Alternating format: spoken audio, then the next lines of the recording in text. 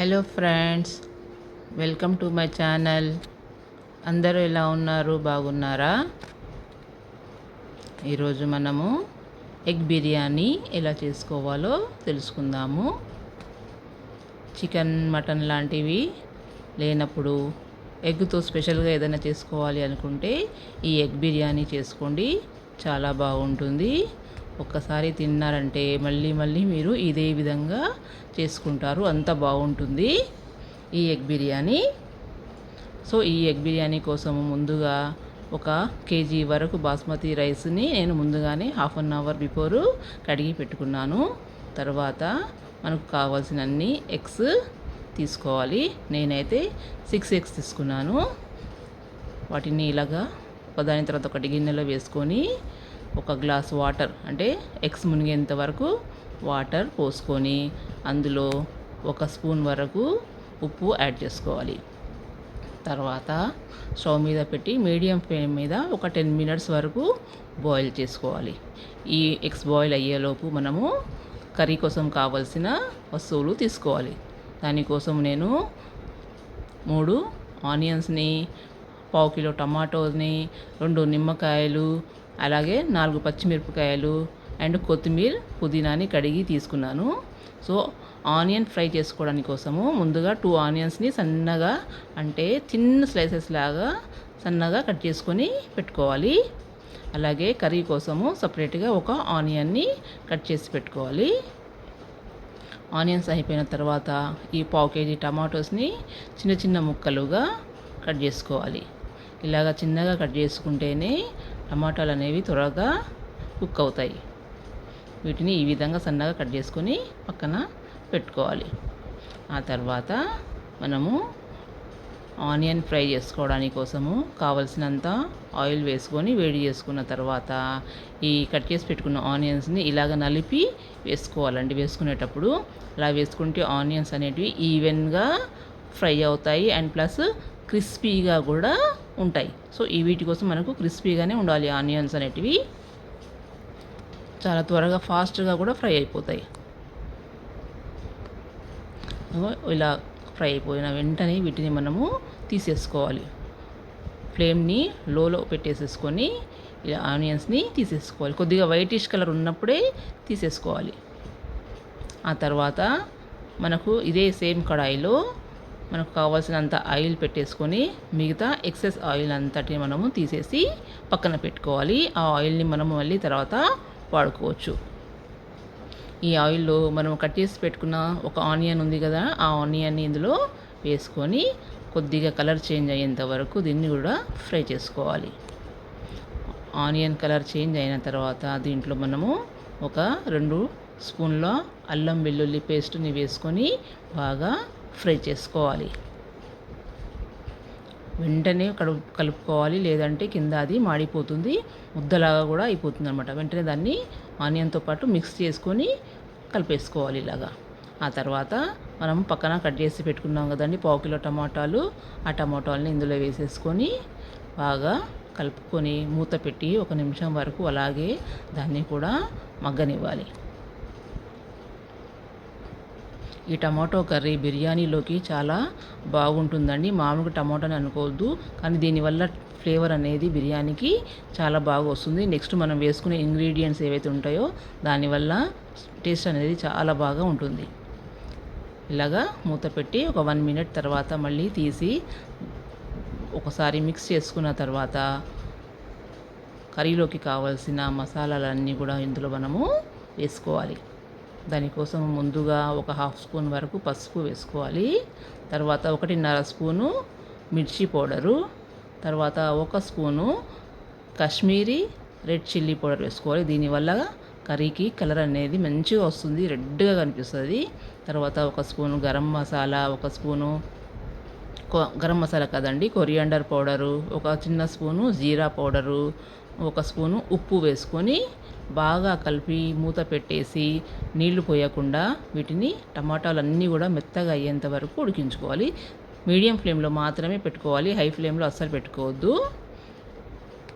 మంచిగా మిక్స్ చేసేసుకొని ఇప్పుడు మూత పెట్టేసేయాలి. ఆ తర్వాత 1 మినిట్ తర్వాత చూడండి ఇలాగ టమాటోలు అనేటివి మెత్తగా అయిపోతాయి. దీంట్లో మనము పక్కన పెట్టుకున్న పెరుగుని కలిపి దీన్ని కూడా నూనె పైకి వచ్చేంత వరకు ఉడికించుకోవాలి. ఈ పెరుగు అనేది మంచిగా కుక్ అయిన తర్వాత దీంట్లో నెక్స్ట్ మనము కావాల్సిన వస్తువులు ఏవైతే ఉంటాయో అవి వేసుకోవాలి. మనం ముందుగానే ఫ్రై చేసి పెట్టుకున్న ఈ ఆనియన్స్ని ఇందులో కలుపుకోవాలి. సగం ఆనియన్స్ మాత్రమే తీసుకోవాలి, మొత్తం తీసుకోవద్దు. ఆ తర్వాత కొద్దిగా కొత్తిమీర, కొద్దిగా పుదీనా వేసుకొని 2 పచ్చిమిరపకాయలను కూడా వేసుకొని దీన్ని కలిపి 1 నిమిషం వరకు మళ్ళీ ఉడకనివ్వాలి.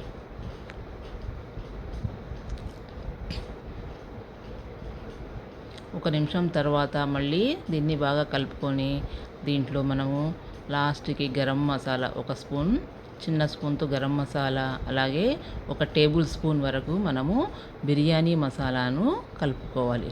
బిర్యానీ మసాలా అంటే మనకు నార్మల్గా దొరుకుతాయి కదండి, డీమార్ట్లలో బిర్యానీ మసాలా అని దొరుకుతుంది. అలాగే షాహీ బిర్యానీ మసాలా అని కూడా సపరేట్గా దొరుకుతుంది. ఆ రెండిట్లో ఏదైనా సరే వేసుకోవచ్చు, మనకు నచ్చిన వస్తువుని వేసుకోవచ్చు. చూడండి, ఇలాగా వేసుకున్న తర్వాత గ్రేవీ కన్సిస్టెన్సీ ప్రకారం మనకు కావాల్సినంత కొద్దిగా వాటర్ వేసుకొని కొద్దిగా లూజ్గా గ్రేవీని చేసుకోవాలి. మరి చిక్కగా ఉంటే అది ఉడికిన తర్వాత గట్టిగా అయిపోతుంది. అందుకే కొద్దిగా వాటర్ పోసుకొని ఇలాగ లూజ్ కన్సిస్టెన్సీ వచ్చే వరకు దీన్ని కొద్దిసేపు వేసుకోవాలి. అలాగే 1 మినిట్ తర్వాత మళ్ళీ లాస్ట్లో కసూరి మేథిని వేసుకోవాలి. ఇలాగ వేసుకొని కలిపి 1 నిమిషం తర్వాత దీన్ని మనము పక్కన పెట్టుకోవాలి. ఆ తర్వాత మనకు బిర్యానీ కోసము వాటర్ పోసుకొని ఒక పెద్ద గిన్నెలో సగానికంటే ఎక్కువ వాటర్ పోసుకొని స్టవ్ మీద పెట్టుకోవాలి. దాంట్లో మనకి కళ్ళుప్పు వేసుకోవాలి.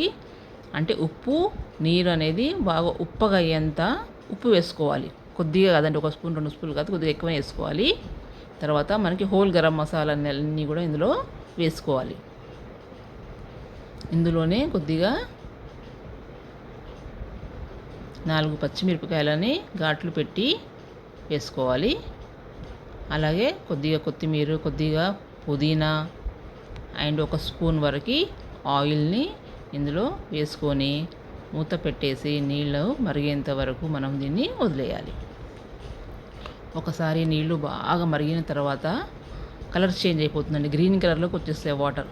అలా అయ్యేంత వరకు మరిగించాలి. అలా మరిగించడం వల్ల ఏమవుతుందంటే ఈ ఫ్లేవర్స్ అన్నీ కూడా ఆ వాటర్లోకి వచ్చేస్తాయి అన్నమాట. ఆ ఫ్లేవర్ వచ్చిన తర్వాత మనం కావాలంటే ఆ పైన ఉన్న ఆకులన్నీ గరం మసాలాలను తీసేయచ్చు, లేదు అంటే అలాగే కూడా పెట్టుకోవచ్చు.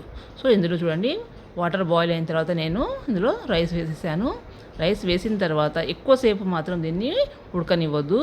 ఒక 4 to 5 మినిట్స్ అంతే, అంతకంటే ఎక్కువగా పెట్టొద్దు. ఎందుకంటే మనము 1/2 అవర్ ముందే రైస్ని నానబెట్టాం కాబట్టి ఇది తొందరగా ఉడికిపోతుంది. మరి మెత్తగా అయిందనుకోండి, మనం సిమ్లో పెట్టినప్పుడు బియ్యం అనేది ముద్ద అయిపోతుంది. అందుకే చూడండి, కొద్దిగా పలుకుగా ఉన్నప్పుడే దీన్ని మనము పక్కన తీసేసుకొని స్ట్రెయిన్ చేసేసుకోవాలి.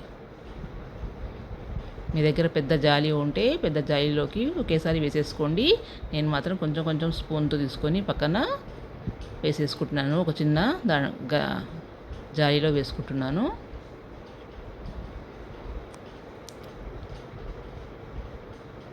ఆ తర్వాత ఒక వెడల్పాటి గిన్నె తీసుకొని ఫస్ట్ లేయర్ మనం ఇందులో రైస్ వేసుకోవాలి. ఎందుకంటే మామూలుగా మనం చికెన్ మటన్ చేస్తే ముందు నాన్ వెజ్జే వేస్తాము, కానీ ఇందులో మనము గుడ్డు చేస్తున్నాం కాబట్టి ఫస్ట్ రైసే వేసుకోవాలి ఒక లేయర్గా. ఆ తర్వాత మనము తయారు చేసి పెట్టుకున్న ఈ కర్రీని అన్ని వైపులా స్ప్రెడ్ అయ్యేటట్టు వేసుకోవాలి. ఆ తర్వాత ఫ్రై చేసుకున్న కొన్ని ఆనియన్స్ని అండ్ అలాగే కొద్దిగా గరం మసాలాని కూడా వేసుకోవాలి. మళ్ళీగా ఆ తర్వాత దానిపైన మిగిలిన రైస్ మొత్తము వేసుకోవాలి. లేదు అంటే మనము సెకండ్ లేయర్గా కూడా ఇలాగ పైన కర్రీ వేసేసుకొని మళ్ళీ ఇంకో లేయరు 3 లేయర్స్ రైస్ కూడా వేసుకోవచ్చు. నేను మాత్రం 2 లేయర్సే వేస్తున్నాను. మిగతా కర్రీని మాత్రము ఇలాగా పైన వేసేసుకోవాలి. ఇలా వేసుకున్నా కూడా చాలా బాగుంటుందండి. ఒకసారి మీరు ట్రై చేసి చూడండి. నేను చెప్పిన విధంగా చేయండి. మీకు కర్రీ బాగాలేకపోతే నాకు చెప్పండి మీరు. ఇలా అయితే చాలా బాగుంటుంది. మేము ఎప్పుడు చేసినా కూడా నేను ఎగ్ కర్రీని ఇలాగే చేస్తాను. మా ఇంట్లో చాలా ఇష్టంగా తింటారు. సో తర్వాత మిగిలిన ఆనియన్స్ని ఇలాగా పైనుంచి చల్లుకోవాలి. తర్వాత కొద్దిగా సేమ్ ప్రాసెస్ గరం మసాలా కూడా కొద్దిగా చల్లుకోవాలి. తర్వాత మిగిలిన మొత్తం కొత్తిమీర పుదీనాని మొత్తం వేసేసుకోవాలి. తర్వాత 4 స్పూన్ల వరకు నెయ్యిని వేసుకోవాలి. తర్వాత మనము ఫ్రై చేసి పెట్టుకున్న ఆనియన్ ఆయిల్ ఉంది కదండి, మిగిలింది ఆ ఆనియన్ ఆయిల్ మొత్తాన్ని కూడా ఇందులో వేసేసుకోవాలి. తర్వాత మనం పక్కన పెట్టుకున్న 2 నిమ్మకాయలు ఉన్నాయి కదా, ఆ నిమ్మకాయల జ్యూస్ని కూడా ఇందులో వేసుకోవాలి. లాస్ట్కి వచ్చేసి మనము ఉడికించిన రైస్ వాటర్ ఉంటుంది కదండి, ఆ రైస్ వాటర్ని కూడా ఒక హాఫ్ కప్ వరకు వేసుకోవాలి. అలా వేసుకోవడం వల్ల కింద బియ్యం అనేది అంటుకోకుండా ఉంటుందండి. కంపల్సరీగా వాటర్ వేయాలి కొద్దిగా. లాస్ట్లో మనము ఉడకబెట్టుకున్న ఈ గుడ్లని ఘాట్లు పెట్టేసుకొని స్టవ్ మీద ఒక 10 to 15 మినిట్స్ లో ఫ్లేమ్ మీద మనము ఉడికించుకున్నాం అనుకోండి, మనకు వేడి వేడి అయిన ఎగ్ బిర్యానీ రెడీ అయిపోతుంది. మీకు కనుక ఈ రెసిపీ నచ్చినట్టయితే మా ఛానల్ని సబ్స్క్రైబ్ చేసుకోండి, లైక్ చేయండి, షేర్ చేయండి.